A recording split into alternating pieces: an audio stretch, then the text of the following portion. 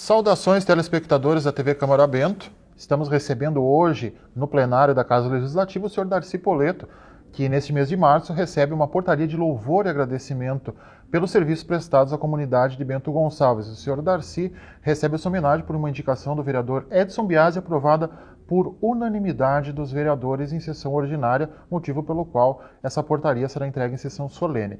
Senhor Darcy, como é que o senhor recebe essa homenagem prestada pelo Legislativo?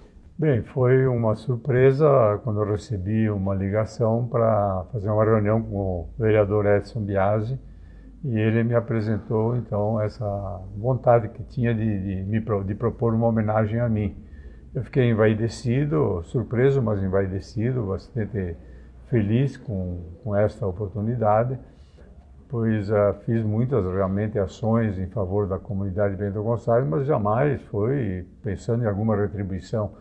E de repente receber da Casa do Povo, a Câmara de Vereadores de Bento Gonçalves, uma homenagem, isso é homenagem da minha cidade para mim. Quer dizer, me deixou bastante feliz, estou muito contente com isso. Bom, o senhor foi o primeiro presidente da Fundação Casa das Artes, trabalhou para essa obra e para essa instituição nascer. Como é que surgiu a ideia da Fundação? Bem, a ideia foi que o Conselho Deliberativo do Clube Corinthians ofereceu a sede do clube, onde tem um restaurante hoje, ofereceu naquela época para o prefeito Ormuz Rivaldo para colocar lá um centro de cultura, que nós achávamos necessário para Bento Gonçalves. Daí o Ormuz se transferiu para Brasília, foi ser o presidente da Embrapa e assumiu no seu lugar o prefeito Aido Bertuolo. E ele então contatou conosco e nós fomos lá. O Alcides Fetti, que era o presidente do conselho, estava adoentado, pediu para eu o representar em reuniões lá com o prefeito. E assim o fizemos, e depois de algumas reuniões, tudo já mais ou menos entabulado, o prefeito Aido Bertuolo criou então, através de uma lei municipal, a Fundação Casa das Artes de Bento Gonçalves. E aí é uma história bastante longa. Bom, o senhor também tem uma ligação muito forte com a maçonaria. O senhor escreveu, inclusive, livros contando a história da maçonaria em Bento Gonçalves. O senhor é um grau 33, recebeu uma comanda que poucos maçons no estado já receberam. Como é que surgiu a maçonaria na vida do senhor? Bem, eu fui iniciado em 1974 na loja Concórdia de Bento Gonçalves. É uma loja muito antiga. Essa loja foi criada em 6 de setembro de 1894. E ainda neste mesmo ano, no final deste ano, quem assumiu de presidente pela morte prematura do venerável, que assim se chama o presidente da loja, assumiu o nosso primeiro intendente. Ele era o primeiro vice, ele assumiu como venerável da loja o coronel Antônio Joaquim Marques de Carvalho Júnior.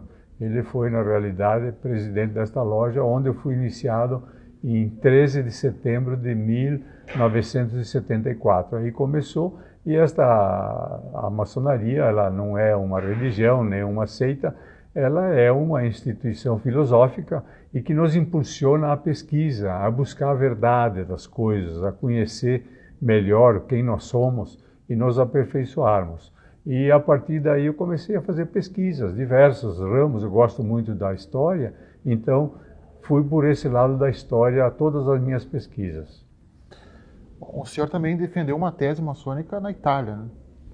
Foi em 2012, teve um encontro mundial com em torno de 40 países em Nápoles, na Itália, e nós fomos representando o Supremo Conselho do Rio Grande do Sul, que é a entidade que congrega os altos graus da maçonaria. Aqui no estado fui representando, junto com o nosso presidente, eu era o vice, e nós fomos representando então o nosso Supremo Conselho lá em Nápoles. Lá estavam outros 10 Supremos Conselhos do Brasil, que estiveram no apartamento lá do hotel pedindo que a nossa moção, que nós estávamos levando para lá, fosse apresentada em nome de todos os Supremos do Brasil. Então foi assim, foi feito. Eu concordei, o nosso presidente concordou. Era uma moção de minha autoria, e razão pela qual então nós já tínhamos enviado para lá em 5 línguas, né? E na verdade é no francês somente, nesses encontros mundiais.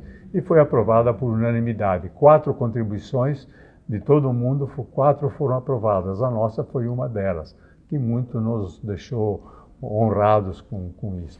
Bom, o senhor também tem uma contribuição decisiva na área da saúde, na educação e na segurança, aí em Bento Gonçalves. Conta para a gente um pouco desse legado. Exatamente. A minha preocupação sempre foi de procurar atender essas 4 áreas, que era a cultura, a educação, a saúde e a parte de segurança, que é onde é mais sensível, onde as pessoas se ressentem mais. Por exemplo, na parte da educação, nós buscamos fazer a regionalização universitária, sentindo a dificuldade que nós tínhamos dos nossos jovens de fazerem a faculdade em Porto Alegre, tinham que se deslocar, os pais muitas vezes não tinham condições de pagar um hotel ou, enfim, deixar o seu filho em Porto Alegre ou em Caxias para fazer um curso superior de 3º grau. Nós então sentimos a necessidade de termos aqui os cursos. Nós tínhamos aqui 3 cursos, um já por fechar na FERV. Então nós contatamos já, até porque estava de missionário o Sr. Dalsácio, que era o diretor lá na FERV, ele entregou lá no SIC a sua intenção de deixar o cargo para que o SIC tomasse as providências que achava mais adequadas e caiu na comissão que eu presidia lá na SIC, que era de tratar dos assuntos comunitários. Então nós fizemos um contato já desde o início, através do professor Astério Grando, que se conhecia bem, ele era professor da UFRGS, ele conhecia bem o reitor, o Rui Pauletti, nos levou a Caxias, nos apresentou e começamos então o diálogo para fazermos esta regionalização, trazermos cursos para cá. E depois de 20 anos nós estávamos aí, de 800 e poucos alunos, nós já estávamos com 5.000 alunos e dezenas de cursos superiores. Eu não consigo, mas devíamos fazer uma reflexão sobre os benefícios que hoje ainda trazem para a nossa região toda de ter elevado o nível cultural de toda uma região. O quanto isso nós conseguimos atingir. Na parte da segurança, nós vínhamos tomar chimarrão sempre com o comandante da brigada na época, que era o capitão Figueiró. O seu subcomandante era o Francisco Bombassaro, era o tenente Bombassaro. Aqui no Oswaldo Aranha, eles estavam num aluguel. E lá eles sempre se queixavam de não podiam trazer novos soldados da brigada para Bento Gonçalves por falta de espaço onde colocá-los, onde alojá-los. Então era necessário fazermos que tivesse aqui um quartel. Então nós iniciamos aí, formamos uma pequena comissão e começamos a fazer um trabalho junto ao comandante-geral da brigada, que nos garantiu os tijolos e a mão de obra, além do projeto. A prefeitura nos garantiu o terreno, o SIC entrou com dinheiro, enfim, assim que nós conseguimos, em poucos meses, iniciar aquela obra que até hoje tem aí dado um bom resultado para a brigada. Na parte de saúde, eu estou há 30 e poucos anos no Conselho do Hospital Tacchini, onde lá já fui vice-presidente e depois assumi a presidência também num período e agora faço parte do Conselho Fiscal. Então essas 4 áreas eu acho que eu dei a minha contribuição, continuo dando, né, sempre que possível, e eu acho que é uma parcela das atividades, das ações que eu pude trazer, que eu acho que dá uma continuidade aos meus conterrâneos, à minha comunidade. Razão pela qual eu sou muito grato pela lembrança desta homenagem.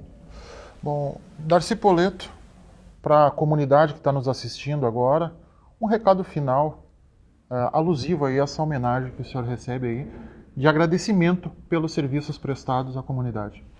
Bem, eu tivesse que dar um depoimento do que se pode pensar quando se quer encetar alguma ação, nunca pensar uma coisa imediatista e que seja para se angariar algum reconhecimento, absolutamente.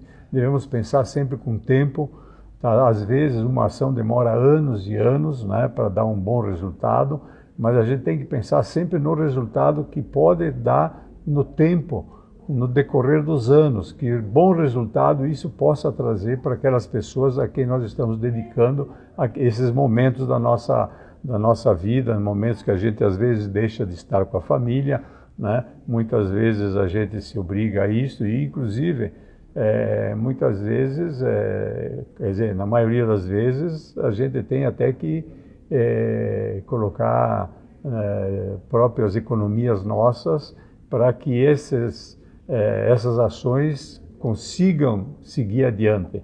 Então, precisa se pensar sempre a longo prazo, nunca ser imediatista, sempre pensar sempre em alguma ação que vá trazer um benefício que seja duradouro para a nossa comunidade. Isso que eu poderia recomendar. Bom, conversamos então com o senhor Darcy Poletto, que nesse mês de março recebe a portaria de louvor e agradecimento da Câmara de Vereadores pelos serviços prestados à comunidade. Continue ligado na nossa programação TV Câmara, a transformação passa por aqui.